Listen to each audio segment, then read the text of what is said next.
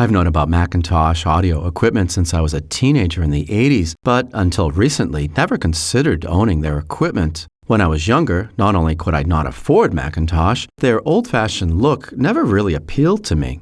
And even as I got older and could afford the gear, I still didn't like the styling and favored more modern-looking equipment from Lexicon and others. Now that I'm in my 50s, though, I've become more interested in vintage audio equipment, and there are lots of great vintage audio brands, but among the best stands Macintosh. And Macintosh has always meant quality. Nowadays, we take for granted that most audio components perform well at a good price, but in the early days of hi-fi, the differences between competing components could be stark, and you really did need to spend more to get more.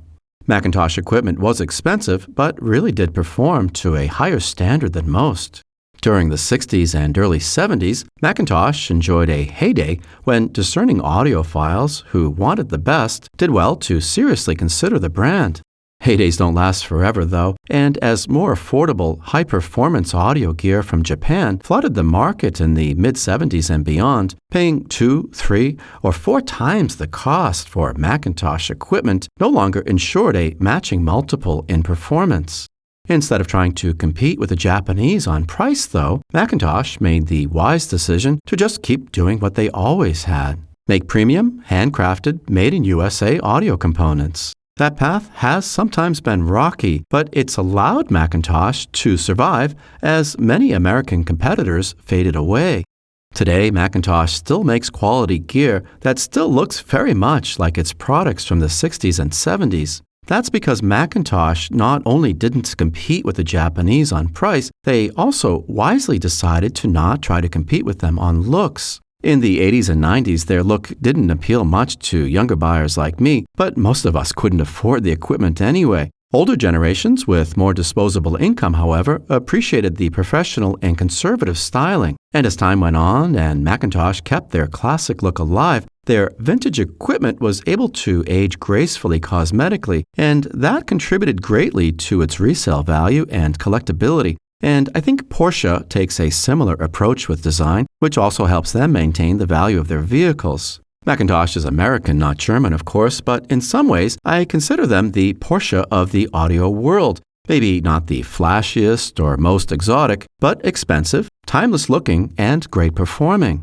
And you'd be forgiven if you thought Macintosh Audio was the same brand as the computers sold by Apple. But while both are American, Apple designs computers in California, and Macintosh designs audio equipment in Binghamton, New York. They are two distinctly separate companies. In fact, Macintosh Audio has been making equipment since 1949, far earlier than Apple has been making computers. And here's an interesting story. In 1982, Steve Jobs reached out to Macintosh to get permission to use the name, which they allowed. But they made Apple change the spelling from MC to MAC, and reportedly there was also a cash settlement of at least $100,000.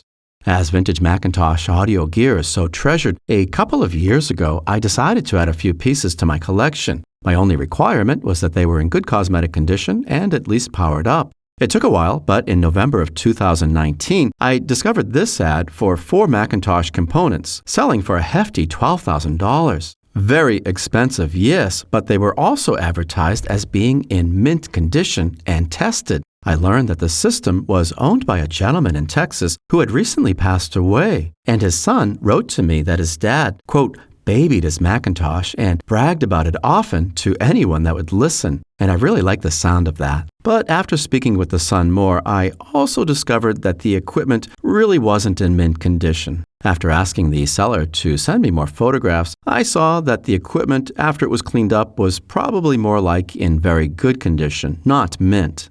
And as far as the equipment being tested, well, I found out that that really just amounted to the son turning on the power and seeing that the lights had turned on. So after explaining to the seller that the equipment really wasn't in mint condition, I was able to negotiate a lower price, and we came to an agreement. I anxiously awaited the delivery of my expensive purchase. Given the value, delicacy, and sheer weight of the components, I was nervous about having them shipped to me halfway across the country. I know that many people take long trips to pick up equipment like this in person, so I feared they might arrive damaged. Fortunately, though, the sellers did a great job with the packing, and all was well when I opened the boxes. There are 4 components: an MR71 tuner, C22 preamp, MI3 maximum performance indicator, and an MC2105 amp, all of which date to 1967.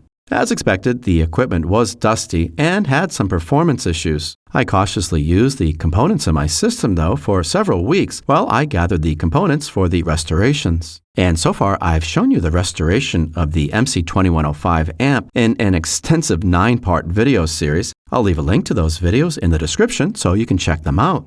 Now, I haven't shown you videos yet, but I've also restored the C22 preamp and the MI3 maximum performance indicator. And in upcoming videos, I'll show you the restoration for those as well. In fact, I'm hoping to have a video about the MI3 up within a couple of weeks. And let me assure you, that is one very interesting piece of gear. So stay tuned. See you soon.